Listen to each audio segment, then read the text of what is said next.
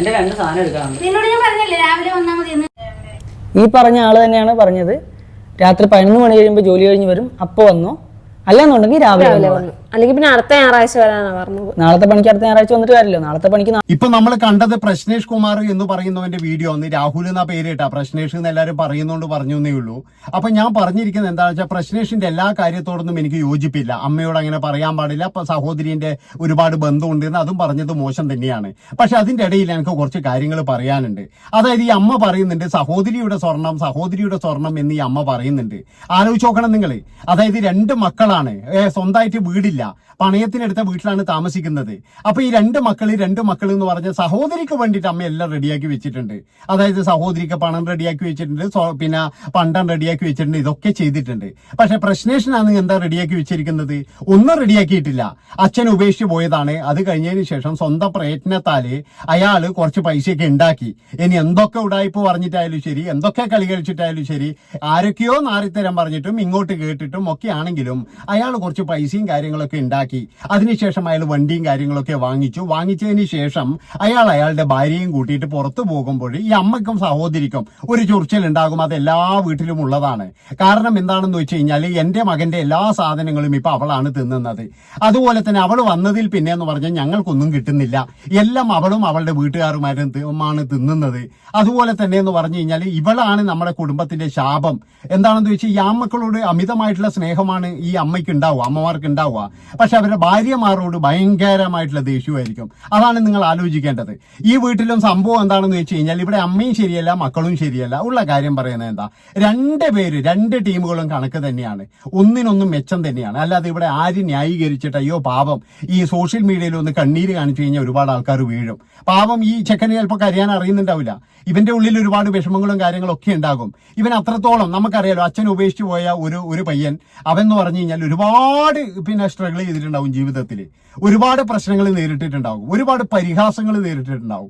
അപ്പോഴൊക്കെ ഇവൻ ചിന്തിക്കുന്നത് എന്താ, എങ്ങനെയെങ്കിലും ഒന്ന് നന്നാകണം, എങ്ങനെയെങ്കിലും എനിക്കും നാട്ടുകാരുടെ മുന്നിലൂടെ മോശമല്ലാത്തവൻ എന്നുള്ള പേരെങ്കിലും എടുക്കണം എന്ന് കരുതിയിട്ട് അദ്ദേഹം പല കോമാളിത്തരങ്ങളും ചെയ്തിട്ടുണ്ട്, പല നല്ല കാര്യങ്ങളും ചെയ്തിട്ടുണ്ട്, പല ഊളക്കാര്യങ്ങളും ചെയ്തിട്ടുണ്ട്. അപ്പൊ ഇതൊക്കെ ചെയ്തിട്ട് ഇതൊക്കെ എന്ന് പറഞ്ഞ ആൾക്കാർ എന്ന് പറഞ്ഞാൽ പലതരത്തിലും റിയാക്ട് ചെയ്തിട്ടുമുണ്ട്. പിന്നെ ഇയാളുടെ സ്വഭാവം, ഇയാളുടെ വായിൽ നിന്ന് വരുന്ന വാക്കുകൾ, പിന്നെ ഞാൻ പറഞ്ഞല്ലോ കുറച്ച് അഹങ്കാരത്തോടു കൂടിയുള്ള വാക്ക്. ഈ അഹങ്കാരം എന്ന് പറയുന്നത് നമ്മൾ വിചാരിക്കുന്ന പോലെയല്ല. ഈ അഹങ്കാരം എന്താണെന്ന് വെച്ചാൽ അത് ഈ ഞാൻ ഒറ്റയ്ക്ക് വഴിവെട്ടി വന്നവൻ എന്നുള്ളൊരു അഹങ്കാരമാണ് അയാൾക്ക്.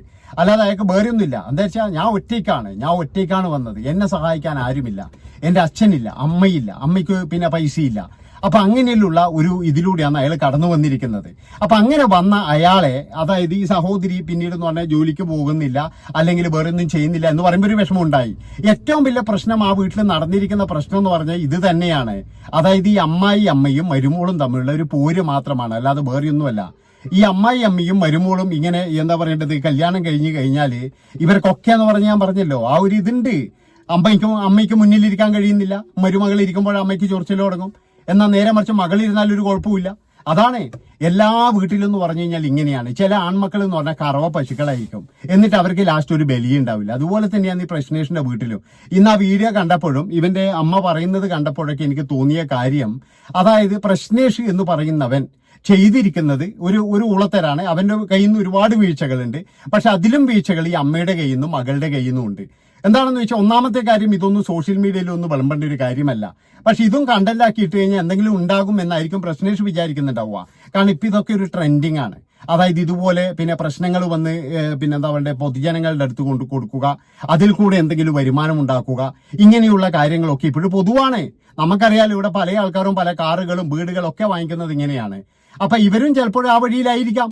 ഏതായാലും ഈ അമ്മയും മകളും പറയുന്ന ചില കാര്യങ്ങളൊക്കെ നമുക്കൊന്ന് കേട്ടിട്ട് വരാം. കാരണം പ്രശ്നേഷ് ഇന്നൊരു വീഡിയോ വിട്ടിട്ടുണ്ട്, അപ്പൊ അയാൾക്ക് പറയുന്നതും കൂടി കേൾക്കണല്ലോ. നാളെ രാവിലെ വന്നാലും കാര്യമില്ല. എനിക്കിപ്പോൾ സാധനങ്ങൾ പാക്ക് ചെയ്ത് കൊണ്ടുപോയെങ്കിൽ രാവിലെ എനിക്ക് 2 ദിവസം മുമ്പ്, പിറ്റേ ദിവസം, അതിന്റെ മുമ്പത്തെ ദിവസമൊക്കെ ഞങ്ങൾ അവിടെ ചെന്നു. അപ്പൊ അവര് മാറിയിരിക്കുവായിരുന്നു. അതായത് നമ്മൾ ഓർത്തത് അവര് വീട്ടിലില്ല എന്നുള്ളതാണ്. പക്ഷെ അവരൊരു ഇന്റർവ്യൂവിനകത്ത് പറയുന്നുണ്ട്, നമ്മൾ വരുന്ന കാണുമ്പോൾ അവർ മാറിയിരിക്കുമായിരുന്നു. അതായത് വാതിലും അടച്ച് അവർ ഒളിച്ചിരിക്കുമായിരുന്നു. നമ്മൾ ഇതുപോലെ നമ്മുടെ സാധനം എടുക്കാൻ ചെല്ലുമ്പോൾ പോലും നമ്മൾ വിളിച്ചാൽ അവരെടുക്കത്തില്ല. അതും അവരെന്തായാലും കാര്യങ്ങൾ അവരുടെ രക്ഷയ്ക്ക് വേണ്ടിയിട്ടാണെങ്കിലും കള്ളങ്ങൾ പറയുന്നതിന്റെ കൂട്ടത്തിൽ അവർ കാര്യങ്ങളിലൂടെ പറയുന്നുള്ളത് നമുക്ക് ഹെൽപ്ഫുൾ ആട്ടോ. ഒരു കാര്യം പറയാം, അടുത്ത ഏത് ദിവസമാന്ന് വെച്ചാൽ എന്താന്ന് വെച്ചാൽ ഉള്ളതെല്ലാം ഒറ്റയടിക്ക് എടുത്തോണ്ട് പോകണം. ഇത് സത്രമൊന്നും അല്ല കയറി ഇറങ്ങി നടക്കുക. അതെ, പറയുന്നത് കേൾക്കാം. അത് കഴിഞ്ഞ് ഞങ്ങള് കേട്ടത്തില്ല. ഞങ്ങൾക്ക് പാതിരാത്രി സ്ത്രീകൾ താമസിക്കുന്ന ഇത് ചുമ്മാ കയറി ഇറങ്ങി നടക്കാൻ പറ്റത്തില്ല. ഏതാണ്ട് ദിവസം വന്നിട്ട് ഒറ്റയടിക്ക് എല്ലാം എടുത്തോണ്ട് പൊക്കോ. അത് രാവിലെ തൊട്ട് വൈകിട്ട് വരെ നിന്നിട്ട്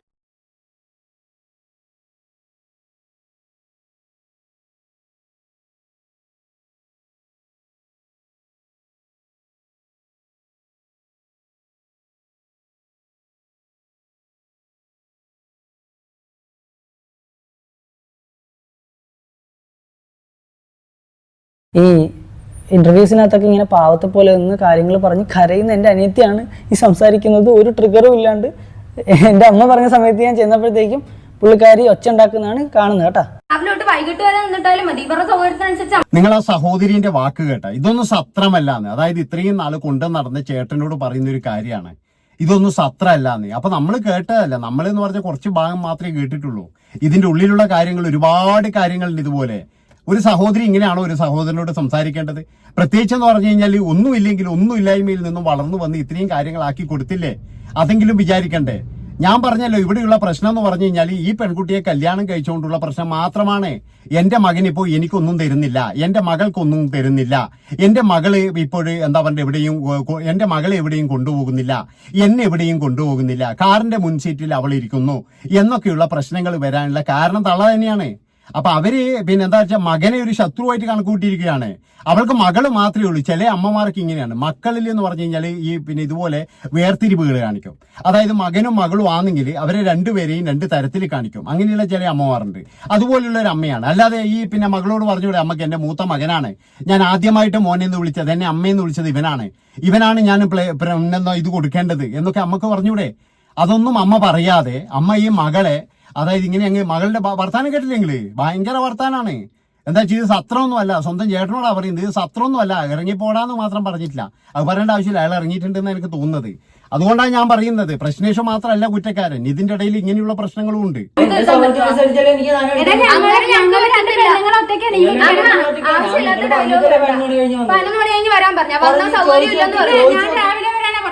എന്താണെങ്കിലും അടുത്ത ദിവസം എപ്പോഴാന്ന് വെച്ചാൽ ഒറ്റയടിക്ക് അതാ എന്താന്ന് വെച്ചാൽ എടുത്തോണ്ട് വെക്കണം. അല്ലാണ്ട് ഇത് കയറി ഇറങ്ങി വരാൻ സത്രമൊന്നും അല്ല.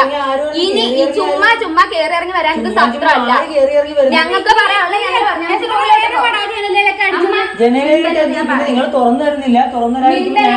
റൂമിൽ പോ. ഇവിടെയുള്ള ഞങ്ങള് പറയാനുള്ളത് പറഞ്ഞു. ചുമ്മാ ഇമ്മ ഇങ്ങനെ കയറി ഇറങ്ങി വരാൻ പറ്റത്തില്ല, ഞങ്ങള് രാത്രി കാണത്തുള്ളൂ, ഞങ്ങൾക്ക് രാത്രി ഇത് നമുക്ക് സൗകര്യപ്പെടാൻ പറ്റത്തില്ല. ഞങ്ങള് ഫ്രീ ആയിട്ട്, താങ്കൾക്ക് എന്താണ് ഫ്രീ ആണെന്നുള്ള ദിവസം ഒരു ദിവസം പറയുക, അന്നത്തെ ദിവസം ഞങ്ങൾ ഇവിടെ കാണും. എന്താന്ന് വെച്ചാ അന്നത്തെ ദിവസം സോഫ അലമാര എന്താന്ന് വെച്ചാൽ ഒറ്റയടിക്ക് എടുത്തോണ്ട് നോക്കണം. മെസ്സേജ് ഇടണം അമ്മച്ചിക്ക്, കാണുന്നുണ്ടല്ലോ. അപ്പൊ ഇതാണ് സംഭവം. ആരാണ് ഒച്ച ഇട്ടതെന്നും എങ്ങനെയാണ് ആൾക്കാരെ കൂട്ടിയെന്നുള്ളത് കറക്റ്റ് ആയിട്ട് ഇവിടെ തന്നെ വ്യക്തമാണ്. റൂമിന്റെ അകത്തിരുന്ന് സംസാരിക്കുന്ന പോലെ ഞാൻ ഇങ്ങനെ റിക്വസ്റ്റ് ചെയ്യുന്ന സമയത്ത് അകത്തുനിന്ന് അനിയത്തിന് ഇങ്ങനെ കുശു ശബ്ദം കേൾക്കാം. അപ്പൊ ഞാൻ ഓർത്ത് ഇത് എന്താണ് സംഭവം, അവള് വീഡിയോ എടുക്കുകയാണോ, ആരെങ്കിലും വിളിച്ചു പറയുവാണോ, എനിക്കറിയില്ല, എനിക്ക് മനസ്സിലായില്ല. അപ്പൊ മേ ബി ഈ പറഞ്ഞ പോലെ ആളുകളെ അറേഞ്ച് ചെയ്തായിരിക്കാം. അപ്പൊ ആളുകൾ വന്നിട്ട് നമ്മുടെ മര്യാദയ്ക്ക് പറഞ്ഞ് നിങ്ങളിങ്ങനെ വഴക്കുണ്ടാക്കരുതെന്നൊന്നും പറയുക ഒന്നും അല്ല ചെയ്തത്. ആൾക്കാർ എന്താ പറഞ്ഞതെന്നും കൂടെ നമുക്കിവിടെ കാണിക്കാം. അതായത് എല്ലാ വിഷലും കിട്ടിയിട്ടില്ല, നമ്മളെ തല്ലാൻ വരുമ്പോൾ ഉള്ള വിഷൽ കിട്ടി. അപ്പൊ ഈ നാട്ടുകാരുടെ ഈ പറഞ്ഞ ആൾക്കാരുടെ എന്താ വീഡിയോ ഇന്റർവ്യൂവിനകത്തോ വാർത്തയ്ക്കകത്തൊക്കെ വന്ന തളച്ചിമാരുടെയൊക്കെ വരെ സംസാരങ്ങളൊക്കെ ഭയങ്കര എന്താ, ഞാനൊന്നും പറയുന്നില്ല, ഞാൻ അവരെ ഏതാണെന്ന് എനിക്ക് മനസ്സിലാവണില്ല. ഇത് ഏതാ ഈ പെണ്ണുപിള്ള? ഇവരെ കുറിച്ച് ഞാൻ എവിടെയും പറഞ്ഞിട്ടൊന്നുമില്ല. ഇവര് വന്നിട്ട് അവൻ എന്നെ കുറിച്ച് പറഞ്ഞു എന്നൊക്കെ പറയുമ്പോഴത്തേക്ക് ഇവര് ഏത്? നിങ്ങൾ കേട്ടല്ലോ എന്താണെന്ന് വെച്ച് കഴിഞ്ഞാൽ, ഈ അമ്മയും മക്കളും തമ്മിലുള്ള പ്രശ്നത്തിൽ നാട്ടുകാർ ഇടപെട്ടതാണ്. നാട്ടുകാർ ഇടപെട്ടെന്ന് പറഞ്ഞു കഴിഞ്ഞാൽ, ഈ ഞാൻ പറഞ്ഞല്ലോ, ഈ പിന്നെ അമ്മയുടെയും മകളുടെയും കരച്ചിൽ കേട്ട് കഴിഞ്ഞപ്പോൾ നാട്ടുകാർ ഓടി വന്നു. അപ്പോൾ ശത്രുവിനെ പോലെ കാണുകയാണ്. ഒന്നുമില്ലെങ്കിൽ ഏതെങ്കിലും ഒരു നിമിഷം അവന്റെ എന്തെങ്കിലും വാങ്ങിച്ച് തിന്നിട്ടുണ്ടാവില്ലേ? ഏതായാലും അതാണ് അമ്മ ചിന്തിക്കേണ്ടത്. ഇത്രയും പൈസ മുതൽ ചിലപ്പോൾ പണിയെടുക്കുന്നതായിരിക്കും. ഞാൻ പറഞ്ഞല്ലോ, എല്ലാ കാര്യത്തിനൊന്നും ഞാൻ പ്രശ്നേഷനെ ന്യായീകരിക്കുന്നൊന്നുമില്ല. പക്ഷേ ഈ ഒരു കാര്യങ്ങൾ, ഇങ്ങനെയുള്ള കാര്യങ്ങൾ ഇതിലെന്ന് പറഞ്ഞാൽ അമ്മയാണ് കുറ്റക്കാരി, അല്ലാതെ വേറെ ആരുമല്ല. കാരണം അമ്മയുടെ ചില തോന്നലുകളാണ്. അമ്മയ്ക്ക് അങ്ങനെയാണ്, മക്കള് കല്യാണം കഴിച്ചു കഴിഞ്ഞാൽ അമ്മക്ക് പിന്നെ അമ്മയുമായിട്ടുള്ള ബന്ധം തീർന്നു. അതാണ് ചില സ്ഥലങ്ങളിലൊക്കെ. ഇനി എന്തൊക്കെ പറഞ്ഞു കഴിഞ്ഞാലും ശരി, അതില്ലാത്ത വീടുകളൊന്നും ഉണ്ടാകുമെന്ന് എനിക്ക് തോന്നുന്നില്ല. എന്താ വെച്ചാൽ എല്ലാ അമ്മമാർക്കും ഇതേപോലെയാണ്. സഹോദരിക്കൊന്നും കൊടുക്കുന്നില്ല. നേരെ മറിച്ച് സഹോദരീന്റെ കല്യാണം കഴിഞ്ഞാൽ ഈ ആങ്ങളൊക്കെ എന്തും കൊണ്ട് കൊടുക്കും, ഒരു വസ്തുവും കൊണ്ട് കൊടുക്കത്തില്ല. അപ്പോഴും ഈ അമ്മ കെട്ടിപ്പേറി കൊണ്ടുപോകുന്നത് ഈ സഹോദരിക്ക് തന്നെയാണ്. മക്കളെ 2 തരത്തിലാണ് ഇവരൊക്കെ കാണുന്നത്. അങ്ങനെയുള്ള ഒരു അമ്മ തന്നെയാണിത്. ഏതായാലും പ്രശ്നേഷിനെ മാത്രം കുറ്റം പറഞ്ഞുകൊണ്ട് കാര്യമില്ല. ആ കുടുംബം മുഴുവൻ എന്ന് പറഞ്ഞു കഴിഞ്ഞാൽ ഇതുപോലെ തന്നെയാണ്. എന്താ വെച്ചാൽ അങ്ങോട്ടും ഇങ്ങോട്ടും പാരവെച്ച് ജീവിക്കുന്നവര്. അപ്പൊ ഇത്രയും പറഞ്ഞുകൊണ്ട് നിങ്ങളുടെ അഭിപ്രായങ്ങൾ നിങ്ങൾ പറഞ്ഞു. നന്ദി, നമസ്കാരം.